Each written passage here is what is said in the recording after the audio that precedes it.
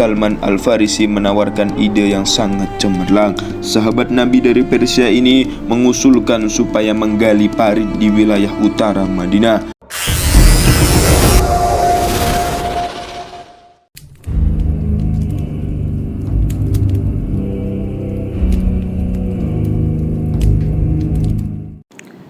Bismillahirrahmanirrahim. Assalamualaikum warahmatullahi wabarakatuh. Alhamdulillahirabbil alamin.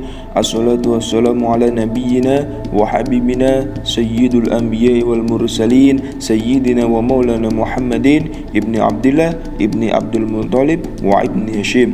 Sahabat Z Channel rahimakumullah, alhamdulillah kita berjumpa lagi di Z Channel yang membawakan kisah-kisah luar biasa Islam. Pada episode kali ini kita akan membawakan sebuah kisah mengenai strategi perang parit di zaman Rasulullah Shallallahu Alaihi Wasallam. Ada banyak peperangan yang terjadi di zaman Rasulullah yang terjadi sejak awal berdirinya daulah Islam sampai Islam sudah jaya. Dan peperangan juga terus berlangsung sampai era kekhalifahan dan raja-raja Islam di seluruh jazirah Arab. Banyak perang-perang di zaman Rasulullah yang sangat fenomenal dan menjadi cerita atau kisah yang diceritakan secara turun-temurun. Bahkan ada yang dijadikan sebagai bahan pelajaran di salah satu kurikulum di Indonesia. Di antaranya ada perang Badar, ada perang Hunain, perang Uhud, dan perang Khandaq. Sahabat Z Channel rahimakumullah, dalam kesempatan kali ini kita akan mengisahkan sedikit tentang perang Khandaq dan berbagai keunikan dan keajaiban mukjizat di dalamnya. Perang Khandaq sendiri terjadi pada bulan Syawal tahun 5 Hijriah. Pada perang ini kaum muslimin harus berhadapan dengan pasukan Ahzab atau sekutu dari golongan Yahudi, Bani Nadir, dan kaum musyrik Quraisy, karena mereka tak terima sudah diusir oleh Nabi Muhammad Sallallahu Alaihi Wasallam dari Madinah ke tanah Khaybar. Perang ini disebut sebagai Khandaq karena kaum muslimin dalam perang ini membuat parit untuk menahan serbuan musuh. Kata Khandaq sendiri berasal dari bahasa Persia kandak, yang memiliki arti itu telah digali, dan sesuatu yang sudah diganti dikatakan sebagai parit. Ibnu Ishaq di dalam kitab As-Sirah An-Nabawiyah mengatakan bahwa ada beberapa orang Yahudi, di antaranya Salam bin Abu Al-Huqaiq An-Nadhiri, Huyai bin Akhtab An-Nadhiri, Kinanah bin Ar-Rabi Abu Al-Huqaiq An-Nadhiri, Hauzan bin Al-Qais Al-Waili, dan Abu Ammar Al-Waili, yang membuat pasukan sekutu untuk melawan Nabi Muhammad Sallallahu Alaihi Wasallam keluar dari kota Madinah. Mereka kemudian menghasut kaum Quraisy untuk menyerang Rasulullah Shallallahu Alaihi Wasallam. Lalu dua kekuatan ini bersatu dan bersiap-siap. Orang Yahudi kemudian meninggalkan Mekah ke Ghatafan untuk menyeru mereka dalam menyerang Rasulullah Shallallahu Alaihi Wasallam. Mereka kemudian memprovokasi orang-orang Ghatafan supaya mengikuti kehendak mereka, dan mereka jelaskan bahwa orang Quraisy sudah mendukung hal tersebut. Orang Quraisy yang berada di bawah pimpinan Abu Sufyan bin Harb dan orang Ghatafan yang di bawah pimpinan Uyainah bin Hisn bin Huzaifah bin Badar berangkat menuju peperangan. Sementara Yahudi dari Bani Nadir dipimpin Salam bin Abdul Huqaiq. Total pasukan koalisi tersebut berjumlah 10.000 pasukan.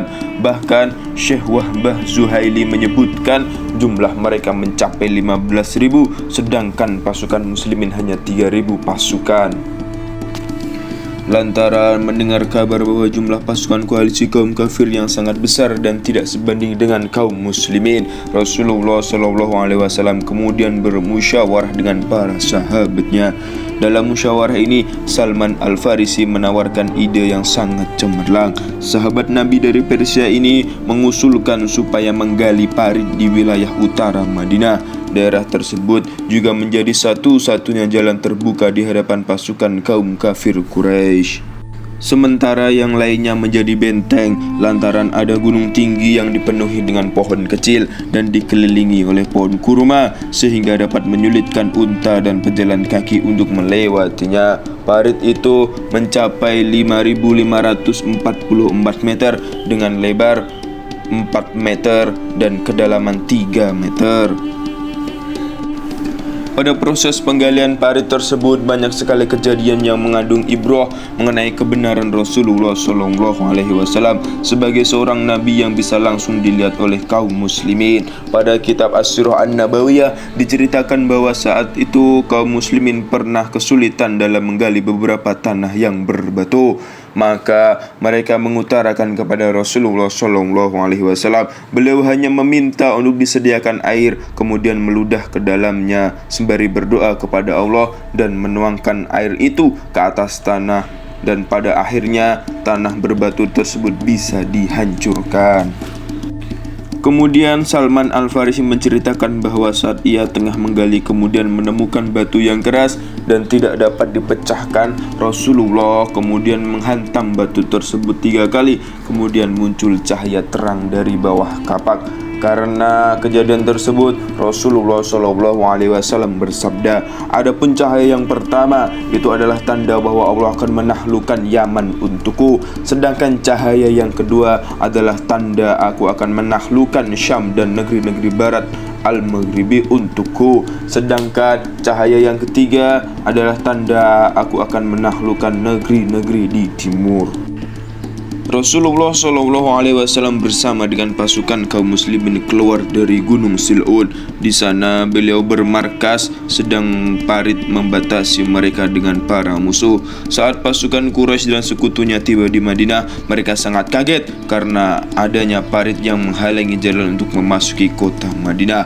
Mereka sadar bahwa strategi yang dilakukan Rasulullah dan kaum muslimin kali ini berbeda dengan strategi yang pernah dilakukan dalam perang-perang sebelumnya. Berbagai upaya dilakukan untuk menerobos parit tersebut, tapi selalu gagal. Maka dari itu selama hampir 1 bulan perang yang terjadi hanya saling lempar panah, hingga akhirnya beberapa tentara kuda berhasil melewati parit tersebut seperti Amr bin Abd Wad al-Amiri.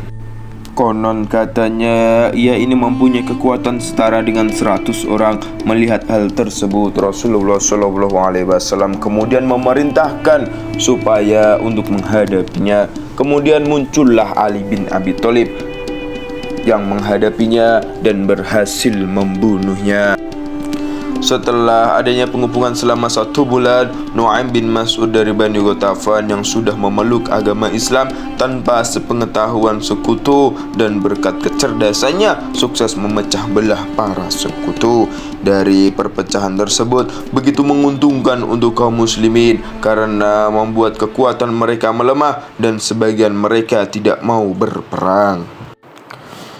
Keberuntungan untuk kaum muslimin tidak sampai di sana saja, karena dalam waktu tersebut datanglah pertolongan dari Allah Subhanahu wa taala berupa badai pasir yang sangat kencang yang memporak-porandakan kemah mereka, menakut-nakuti tunggangan mereka dan memecahkan periuk mereka sampai-sampai memadamkan api mereka, dan pada akhirnya pasukan tersebut perlahan-lahan mengakui kekalahannya. Demikianlah kisah strategi perang Parit di zaman Rasulullah SAW. Semoga bermanfaat dan semoga kita bisa mengambil ibrah dan pelajaran serta keteladanan dari kisah tersebut. Akhirul kalam, wal afu minkum, summa assalamualaikum warahmatullahi wabarakatuh.